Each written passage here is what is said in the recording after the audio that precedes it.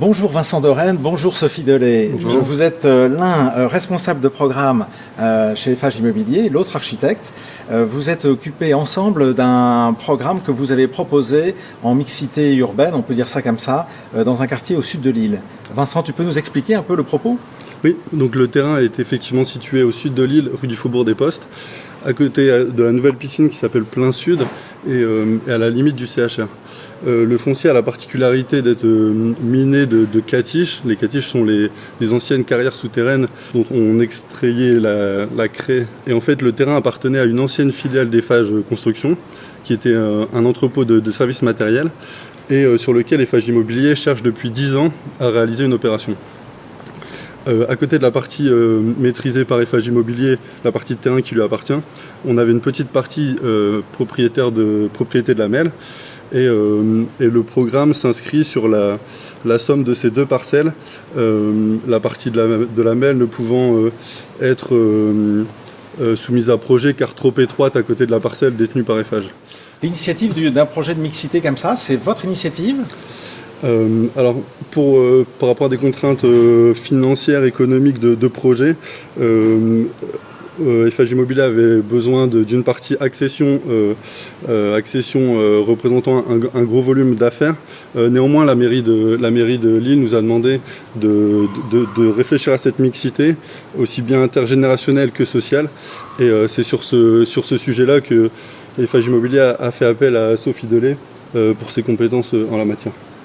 Alors Sophie, comment ça se présente cette mixité sur un terrain aussi compliqué ? Il est compliqué parce que situé donc sur la rue du Faubourg des Postes que vous retrouvez ici, vous avez ici la piscine et puis l'école. Et il se trouve qu'on a donc une relation, puisqu'on a au départ des logements étudiants à programmer. Donc on a une relation forte possible avec la partie du CHR qui est de ce côté-là. Donc nous, ce qu'on a décidé, c'était plusieurs choses. C'était de ne pas créer plusieurs bâtiments, comme au départ c'était un peu imaginé, c'est-à-dire un bâtiment pour les familles, un bâtiment pour les étudiants, mais un seul et unique bâtiment de telle manière à ce que tous aient le sentiment d'habiter ensemble déjà. Et ce bâtiment, on l'a développé dans un grand L, c'était on va dire la situation la plus favorable du point de vue des positions des catiches, donc des carrières souterraines, donc voilà pour faire déjà un maximum d'économie, on s'est placé comme ça. Et on a dégagé ici une possible rue future, donc qui permettra de connecter donc, la rue du Faubourg des Postes, qui est ici, au CHR. Ce qu'il faut savoir, c'est qu'aujourd'hui, l'opération fait partie d'un très grand îlot. C'est vrai que quand on dézoome et qu'on regarde dans l'île, en réalité, il n'y a pas beaucoup de grands îlots à cette échelle-là. C'est vraiment quelque chose qui est très, très grand. Donc pour nous, c'était un point essentiel. Faire en sorte aussi qu'on ne soit pas à terme dans une impasse, mais vraiment dans un lieu qui constitue déjà un début de ville. Le projet se fait dans un grand ensemble, mais dans lequel il y a des variables et des variations pour qu'effectivement chacun se sente en même temps chez soi. Alors, sur le petit schéma qu'on a là, on voit bien que en réalité c'est un seul immeuble, mais qu'il est composé de 3 parties, une, deux, 3, ce que vous retrouvez ici. La partie centrale est la partie étudiante, en orange, et puis sur rue et en fond d'îlot, ce sont les logements familiaux avec un rez-de-chaussée, les logements pour personnes âgées. On a donc 3 bâtiments qui ont des caractéristiques très différentes, mais ensemble ils constituent un seul et unique immeuble. Et la partie centrale étudiante a une très grande salle, donc une salle de détente et donc sur laquelle on a un programme de cafétéria et une petite laverie.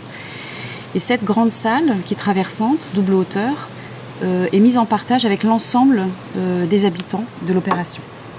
Donc en fait, on a cette grande salle et ce grand jardin, donc protégé côté sud de la future animation urbaine qui risque de se développer ici. Donc on a à la fois cette partie de vivre ensemble et en même temps des qualités très différentes entre les logements qui se trouvent en fond de parcelle, sur rue ou pour les logements étudiants. Sur la rue, donc on a un bâtiment qui peut s'élever assez haut, qui est un peu hiératique, sur lequel on a une série d'espaces extérieurs. Donc tous les logements sont en angle, soit avec un grand balcon, soit avec une terrasse quand on arrive dans les niveaux hauts. En partie finale, on a des logements aussi en angle avec des gradins, donc des terrasses, des prolongements extérieurs de grande qualité. Et puis pour la partie étudiante, à chaque étage, on a le couloir central qui dessert les chambres étudiantes, qui aboutit à une terrasse commune pour l'étage des étudiants. Donc vivre ensemble, c'est possible. Sur un programme comme ça, Vincent, est-ce que c'est un programme pour lequel vous avez eu des difficultés à trouver les clients, en tout cas les gens qui sont intéressés à vivre là? Alors, on a en fait 3 programmes au sein de cet ensemble. On a d'abord 31 logements sociaux qui ont été vendus en bloc à un bailleur social qui s'appelle La Maison Flamande. Dans ces 31 logements sociaux, on a les 15 logements destinés aux seniors dont parlait Sophie, qui sont situés au rez-de-chaussée des bâtiments A et du bâtiment C. Après, on a 42 logements en accession maîtrisée, donc qui sont des logements pour des gens en résidence principale. On en a 42 et on en a vendu à ce jour 30. Et on a enfin 170 chambres étudiantes. Donc là, ce sont des produits plutôt destinés à des investisseurs. Et nous sommes à peu près à 2/3 de commercialisation à 1 an de la livraison, ce qui est un rythme correct et cohérent pour finir sans stock au moment de la livraison.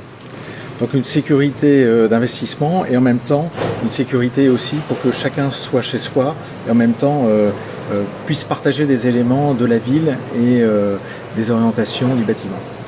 Merci à tous les deux. Merci.